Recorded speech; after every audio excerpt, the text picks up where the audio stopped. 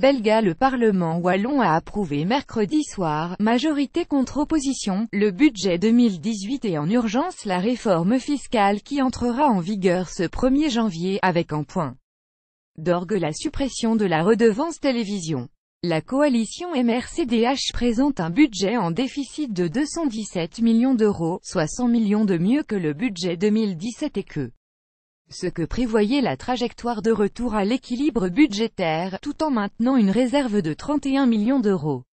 L'exercice a subi de fortes critiques de la Cour des comptes, qui situe plutôt le solde de financement à 358 millions d'euros, mais le ministre du Budget Jean-Luc Cruckmister fait notamment valoir la prise en compte anticipée et inédite de crédits qui ne seront pas consommés par les organismes pararégionaux UAP.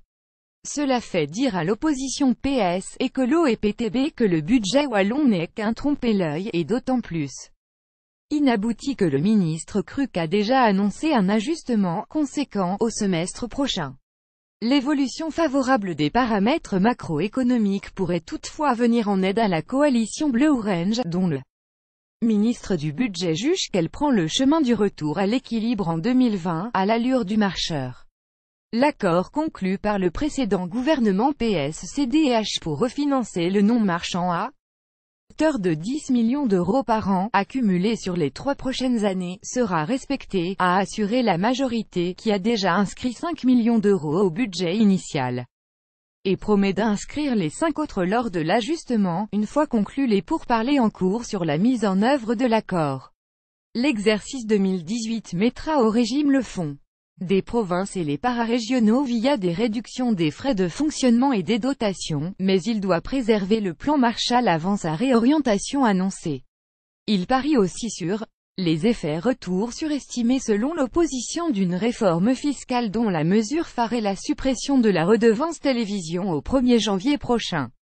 Si tous accueillent favorablement la fin de cette taxe jugée désuète et inéquitable parce que forfaitaire, le PS n'en a pas moins dénoncé une discrimination de 50 € entre les contribuables de 2017 qui ont reçu leur invitation à payer à la fin du premier trimestre ceux dont le nom débute par des lettres entre A et J, et auront donc payé 25 € sur 2018 ou à la fin du troisième trimestre ceux entre K et Z, qui auront payé 75 € sur 2018. Les socialistes ont demandé au gouvernement de compenser cette différence. La majorité estime qu'il n'y a pas moyen de faire autrement, sinon à pénaliser davantage les contribuables. Le même mécanisme a d'ailleurs été utilisé dans d'autres régions sans remarque du Conseil d'État. Font valoir Mister et CDH. Écolo, quant à lui, juge que le gouvernement donne d'une main ce qu'il reprendra d'une autre main.